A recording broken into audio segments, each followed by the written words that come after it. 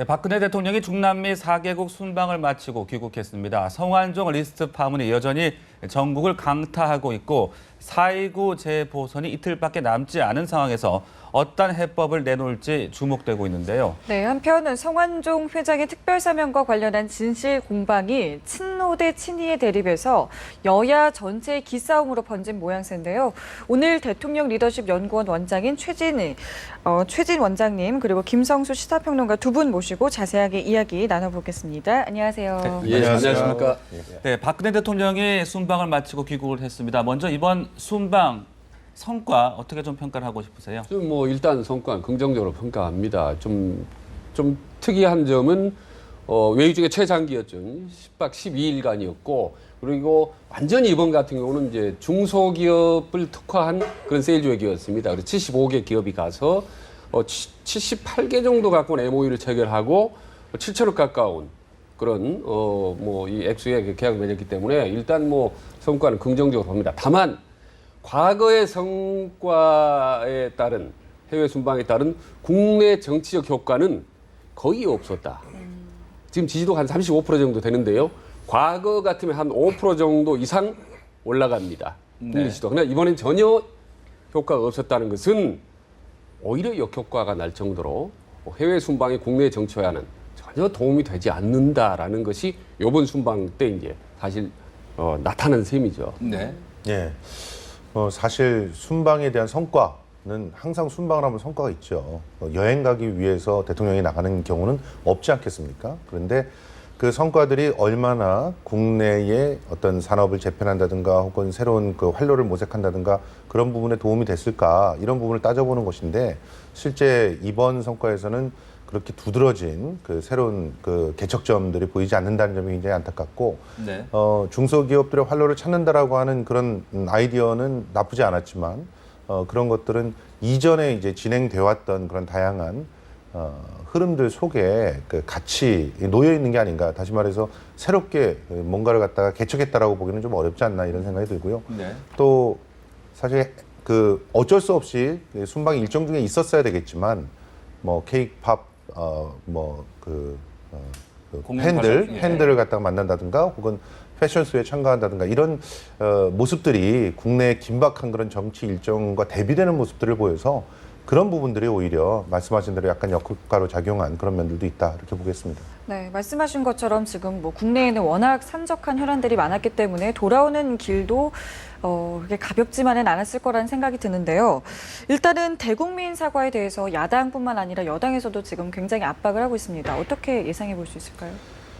대국민 사과를 해야 될 시기는 놓쳤는데요. 실제로 지금 현재 그 돌아오셔서 또 고열과 복통에 시달리더라고 고산병 증세가 있었다고 하시잖아요. 그리고 나서 사흘간 일정을 잡지 않았다 이런 기사들이 나오는 걸 보면 아마도 보궐선거 이후로 그 사과 일정을 잡으시려고 하는 게 아닌가 하는 걱정이 되는데 그렇다면 사실 국민들이 굉장히 답답해할 상황이라고 봅니다. 기본적으로 일정들을 충분히 마칠 때 아주 불효불급한 그런 순방이었다고 말씀하신 만큼 그래서 일단 현안을 다 처리를 했으니 돌아오셔서 또 대통령으로서 국민들을 안정시킬 그런 책임들이 있지 않습니까? 네. 그런 부분에 이제 나서서 국민들의 마음을 위로해야 될 터이고 그렇게 된다면 자기 측근들이 저지르는 일들이 지금 의혹으로 되고 있기 때문에 반드시 먼저 선제적으로 사과를 하는 것이 필요했을 텐데 네. 그런 부분들이 잘 이루어지지 않을 것 같아서 굉장히 우려스럽고요. 사과를 하신다면 지금 현재 대선 자금까지 연루되는 그런 의혹들이 번져나오고 있기 때문에 이 부분에 대해서 명확한 해명을 하는 것들이 필요하다고 봅니다. 그런데 사과의 수위가 만약에 재보선 이후로 미루어진다면 재보선 결과에 따라서 굉장히 약화된 그런 형태의 언급이 나올 가능성이 높거든요. 예를 들어서 지금 현재 판세는 오리무중입니다만 새누리당이 5차 범위 내에서 다들 좀 앞서고 있는 그런 모습들을 보이고 있거든요.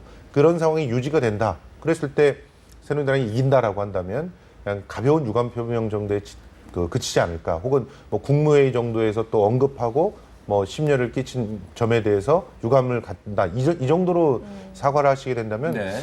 그러면 참 그 국민들의 심정과의 괴리가 굉장히 크지 않을까 이런 우려가 됩니다. 네, 건강이 좋지 않아서 좀 더 난감해진 그런 모양새인데요. 예, 지금 뭐 목도 아프고 몸도 심하게 안 좋고 더구나 저도 이제 남미 갔다 갔다 왔지만 20시간이 넘는 시차를 회복하는데요. 상당히 힘듭니다. 아주 정신이 혼미할 정도로 이게 쉽기 때문에 그걸 회복하고 뭐 하려면 또 시간이 좀 걸릴 텐데 저는 이제 방금 지적하시지만 그게 좀 걱정이 되는 거예요.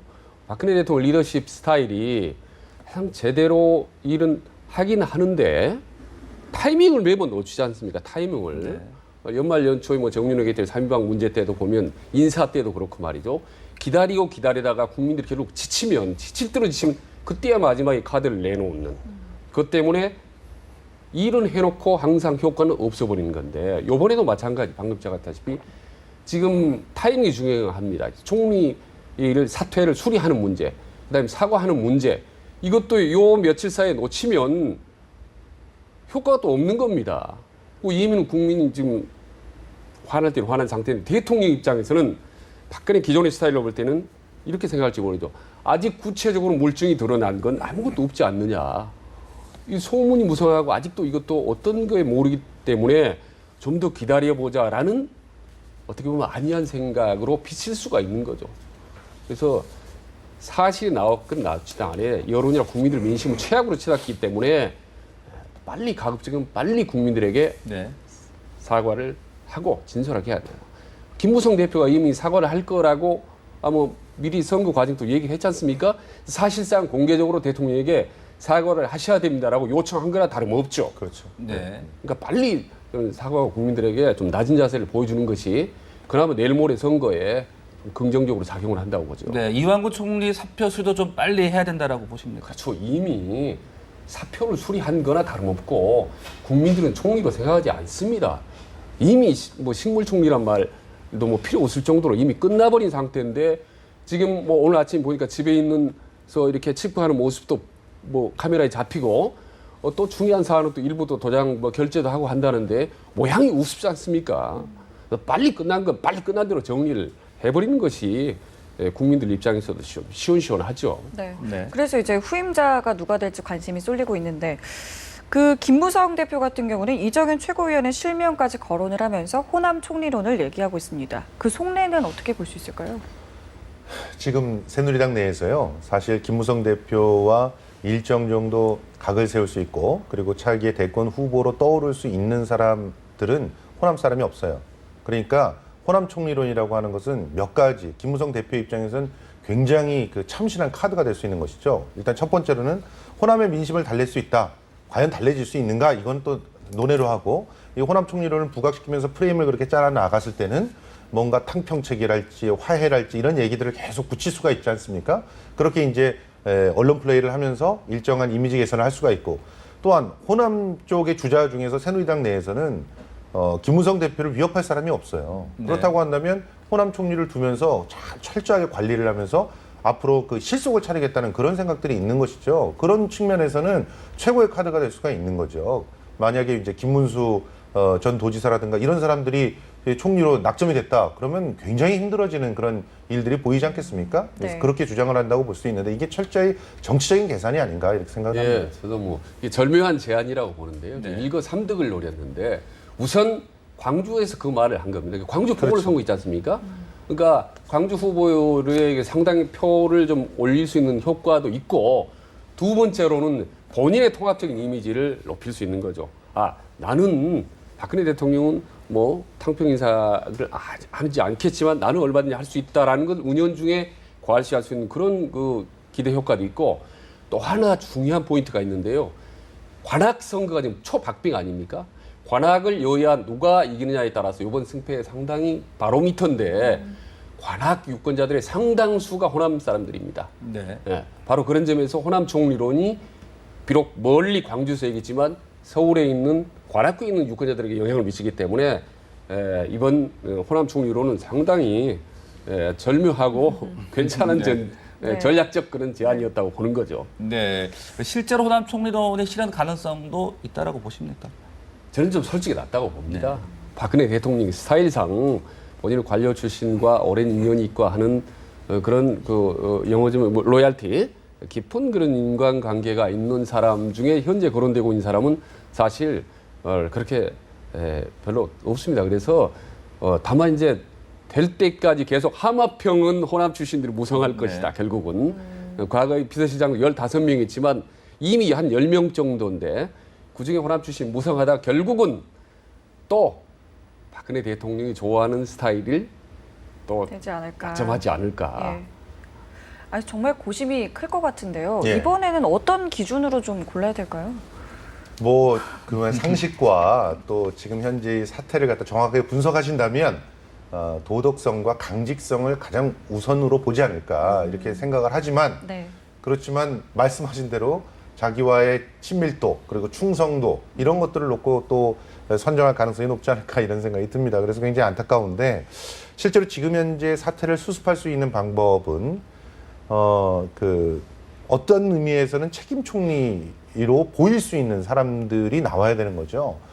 그래야 국민들의 어떤 희망들을 거기다 투영을 할 수 있게 됩니다. 실제로 대한민국의 정치 어떤 시스템상에서 총리는 권한이 굉장히 제한돼 있습니다. 물론 엄청난 권한을 갖고 있는 것 같이 보이지만 실제로는 대통령제 안에서 대통령에 의해서 그 의중이 다 결정이 될 수밖에 없는 상황이라는 거죠. 그럼에도 불구하고 책임 총리라고 하는 걸 자꾸 얘기하는 것은 무엇이냐면 이런 책임 총리들이 나서서 일정한 정책에 있어서의 방어막들을 갖다 쳐줄 수 있을 때 대통령이 훨씬 자유롭게 움직일 수 있다는 거예요.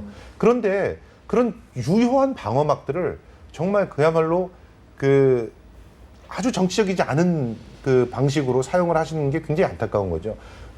그쪽 청와대에서 입장에서 보기에는 이완구 총리 같은 사람들이 방어막이 될 수 있을 거라고 봤지만 실제로는 전혀 방어막이 되지 않고 오히려 청와대로 가는 쓰나미를 더 만드는 효과를 가져오지 않습니까? 그러니까 철저하게 일정 정도 자기와는 거리가 있더라도 도덕성과 강직성을 겸비한 선비 같은 사람들을 선택을 해주면서 그런 선비들이 혹시라도 낙마하게 되더라도 자기와는 거리가 있다라고 하는 그런 입장들을 보여줘야 앞으로의 전국 구상이나 혹은 추진에 도움이 되지 않을까 하는 생각을 해봅니다. 네. 저는 진짜 이 부분 꼭 강조하고 싶은 부분이 있어요. 저는 이번 총리 인선만큼은 절대로 청문회 통과 조건인 도덕성을 기준으로 삼지 않았으면 좋겠다고 생각합니다.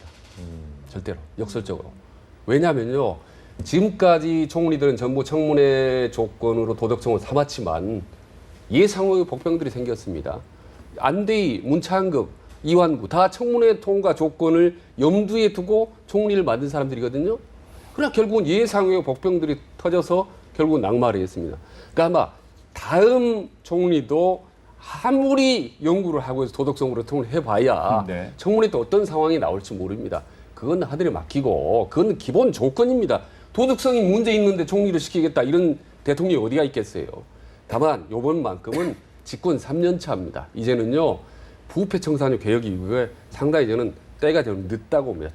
촉박합니다. 지금은 3년 차에 성과를 내야 됩니다. 성과 특히 민생과 관련. 그래서 저는 두 가지. 하나는 추진력 있는 정책가형, 행정가, 추진력을 갖추되 정책적으로 할 수 있는 이 두 가지 조건을 저는 강하게 내세우고 도덕성은 저기에 맡기는 거. 그리고요 도덕성이나 이 청문회 조건은 과거에도 그랬지만은 여야 간에 사실 정치적 협상이 필요합니다.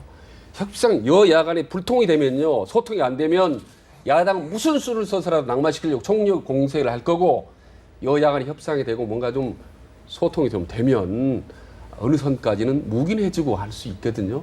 그렇기 때문에 요거는 여야 간에 사전에 충분히 좀 의견도 나누고 소통을 하고 조건은 추진력과 정책 능력을 갖춘 사람을 뽑았으면 참 좋겠다. 총리 고르기 쉽지 않을 것 같습니다. 네, 어렵죠. 뭐. 네, 자 그리고 이제 이완구 총리 입장에서는 국회의원 신분으로 돌아가게 되면 이제 수사에 대한 대응 준비를 해 나갈 텐데 소환을 할 것이냐, 또 그 시점은 언제일 것이냐, 앞으로의 수사 상황은 어떻게 좀 전개될 걸로 예상을 하십니까? 원칙대로 한다면은 바로 지금 사의를 수리를 하고 그리고 수리한 그날서부터 바로 수사가 본격적으로 들어가는 것처럼 일단 증거인멸 의혹이 있는 측근들서부터 소환 조사하고 그리고 총리에 대한 소환을 뭐 그 다음 날이나 이렇게 하면서 이제는 그때는 국회의원 신문으로 들어갈 때 소환을 할 수 있게끔 하고 이완구 총리의 입장에서는 떳떳하다고 한다면 오히려 자발적으로 소환을 갖다가 할 수 있게끔 내가 먼저 검찰에 나가겠다 이렇게 얘기를 할 수 있어야 되는 것이죠. 그런데 지금 수사의 흐름들 보면 좀 이상하다는 느낌이 드는 것이 홍준표 도지사라든가 이런 부분들은 얼마든지 지금 바로 소환을 할 수가 있었던 상황인데 소환이 임박했다라고 하는 사인만 주고 안 해요. 심지어는 지금 어떤 상황까지 벌어졌냐면 측근들에 의해서 말맞추기를 하고 있다는 의혹까지 지금 언론에서 터뜨리지 않았습니까? 그런데도 소환을 하지 않습니다. 혹은 측근 소환조차도 하지 않아요. 이런 상황에서 어제 보면 성완종 회장의 비서들과 측근들은 전부 다 수사에 들어가면서 네. 구속까지 됐습니다.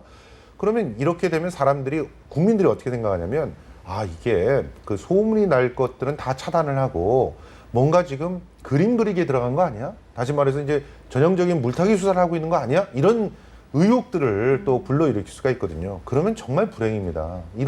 이 성완종 리스트가 이미 리스트가 다 나와 있는 상황이에요. 그러면 나와 있는 리스트에 언급된 사람들은 다 소환을 해서 조사를 하는 모습들을 보여야 최소한 국민들이 검찰들이 열심히 일을 하는구나라고 생각을 하는데 이런 식으로 간다면 결국은 또 특검해야 된다, 또 특검 이후에 또 뭘 해야 된다는 정치적인 공방으로 간단 말이죠. 네. 그러면 일을 언제 합니까? 그러니까 지금 세월호 문제도 아직까지 해결되지 않았죠. 지금 뭐 공무원 연금 개혁 같은 부분도 말만 무성하지 계속 갈등이 노정돼 있죠. 민주노총은 총파업하고 있죠. 도대체 어떻게 수습을 하려고 그러는지 참 답답한 상황이거든요.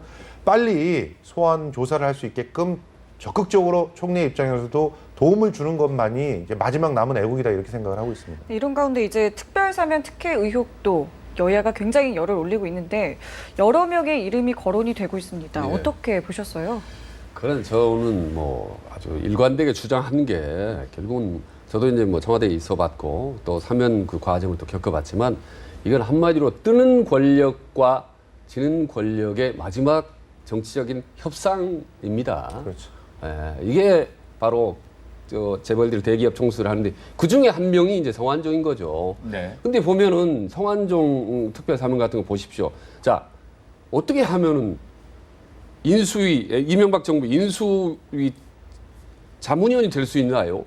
그렇지 않습니까? 3일 된 사람은 불과 며칠 사이에 네네. 이거는 어떤 형태로든지 이명박 정부 쪽 사람들이 개입했다고 의혹을 가질 수밖에 없는 거죠. 그런데 사면을 시킨 당사자는 누굽니까? 도장을 콱 찍은 사람은 노무현 대통령이거든요. 그러니까 뭐라고 해도 본인은 자유로울 수는 없는 겁니다. 그리고 거기다 그 옆에서 최측근 비서실장 문재인 네. 지금 대표 있고 본인이 또 다른 사람도 아니고 변호사였지 않습니까? 이런 상황을. 그러니까 역시 자유로울 수는 없는 거죠. 결국 박근혜 누굽니까? 이명박 뭐 노무현 두 대통령이라 그 주변 사람들이 자유로울 수가 없기 때문에 이거는 그야말로 누구 책임을 전가할 수 있는 사항이 아니거든요. 양쪽 다 책임이 있는 거기 때문에 네. 깨끗하게 사과하고 넘어갈 부분인데 저는 그런 점에서 이거는 다분히 물타기 네. 의혹이 있다고 보는 거죠. 야, 그 물타기에 넘어가고 이 쿨하게 사과하면 될 걸 또 그게 변명을 하다 보니까 넘어가고 그래서 물타기와 변명에 뒤섞인 아무 국민들의 득도 안 되는 이 말싸움이 바로 이 특혜 논란이라고 보는 거죠. 네. 실제로 지금 아주 중요한 부분을 갖다 지적을 해주셨는데 그 자문위원 인수위의 무슨 위원으로 활동까지 했어요. 그래서 권성동 의원이 뭐 2, 3일 만에 그만뒀다라고 하는 것이 또 거짓말이라고 하는 게 언론에서 드러났지 않습니까? 이렇게 활동을 할 수 있는 상황들이 되려면 애초부터 일정한 낙점을 받아서 일정한 롤을 갖다가 받을 수밖에 없는 상황이고 그런데 지금 그 전에 법무부에서 거부를 해가지고 그 나중에 최종적으로 리스트에 마지막에 끼어 들어가는 상태고 그 상태에서 보면은 거의 비슷한 날, 거의 같은 날 위원으로 올라갔지 않습니까?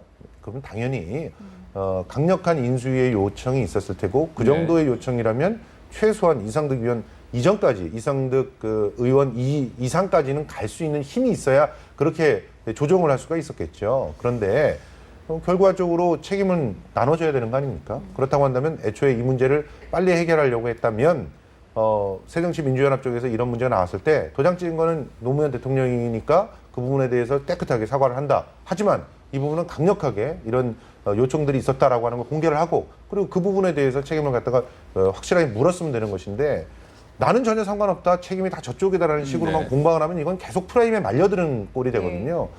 코끼리는 생각하지 마라고 하는 유명한 말이 있지 않습니까? 자꾸 코끼리 얘기를 하고 있는 거예요, 더.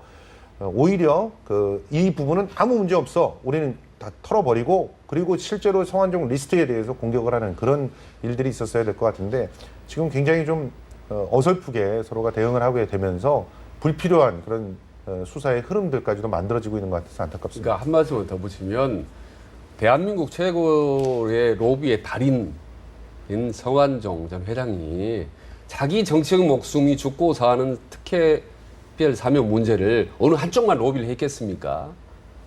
당연히 양쪽을 다 했기 때문에 그건 네. 충분히 정황이 가고 하기 때문에 저는 정말 빨리 이 문제만큼은 여야에게 전혀 도움이 안 돼. 이거는 국민들에게 계속 짜증 주고 말이죠. 이게 이 사태 특별사면 문제가 반복될수록 여야가 똑같이 국민들에게 비판받고 짜증스러움 주기 때문에 이 논란은 빨리 끝내면 빨리 끝낼 수 좋습니다. 그래서 아까 조금 전에 말씀드렸다시피 대통령이 사과 기자회견을 하게 되거나 하면은 수위에 못지않게 속결 선칙, 네. 속전속결 원칙을 반드시 제시해야 됩니다. 이게 시간 질질 끌면요. 여야 파문이 똑같이 가다 결국에 궁극적으로 최고의 마지막 파문은 대통령 스스로에게 옵니다. 본인에게. 예. 그리고 결국은 무시무시한 어두운 터널이 기다리고 있지 않습니까? 레임덕이라는.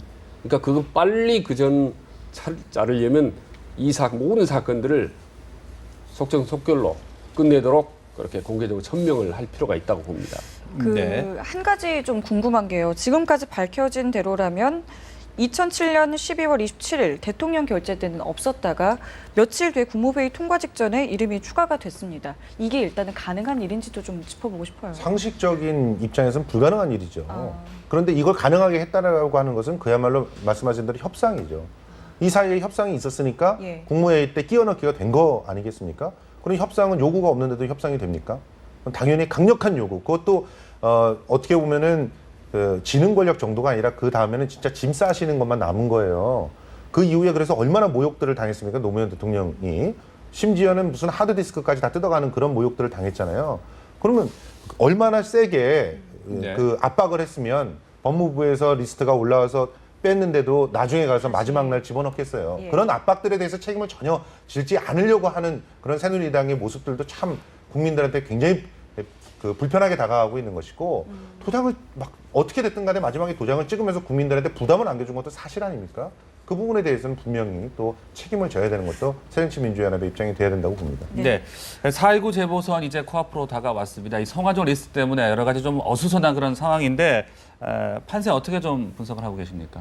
지금 뭐 다 아시다시피 전패냐 전승이냐를 모를 정도로 여야 대표들이 그 정도로 지금 오리무중인 상태인데 일단 뭐 광주는 그 새누리당 입장에서는 사실 두 군데만 이겨도 저는 평균작 이상이라고 보는 거죠.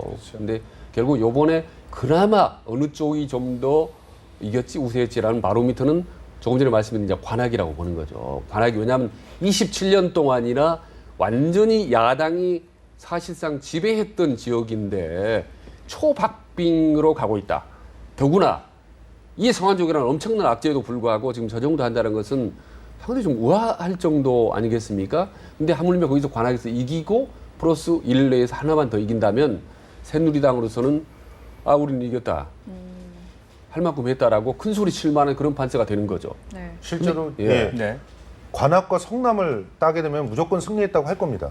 다른 데를 잃더라도 뭐 광주에 어차피 뭐 포기를 했다고 보고 그다음에 이제 강화 같은 경우는 이겨도 별로 득이 안 되는 그런 곳이에요. 이미 자기네들이 갖고 있다시피 했던 그런 곳이니까 그러면 결과적으로는 두 곳인데 성남하고 관악 같은 경우는 굉장히 오랜 기간 동안 야권이 그 지배를 했던 네네. 곳 아닙니까? 그러니까 이 부분에 대해서 사활을 걸고 있는 것인데 지금 그래서 새정치민주연합 쪽에 타격이 더 클 것이라고 보고 있어요. 그 관악과 성남 둘 중에 하나만 잃어도 타격이 클 터인데 더군다나 여기는 야권이 난립해 있는 그런 상황이잖아요. 네. 심지어는 이제 관악 같은 경우는 막판에 이상규 후보가 사퇴를 하면서 모든 공이 새정치민주연합 쪽으로 넘어가 있는 그런 상태입니다. 그 상태에서 분열로 졌다 이렇게 되면 이후에 그 대표의 자리까지도 흔들릴 수 있는 그런 상황이기 때문에 마지막에 그 최선을 다해서 그런 부분들을 사수하려고 할 것입니다. 그 이번 선거는 김무성 대표와 문재인 대표의 이제 뭐 좀 대결이다 이렇게 보는 시각도 점점 늘어나고 있는 것 같은데요.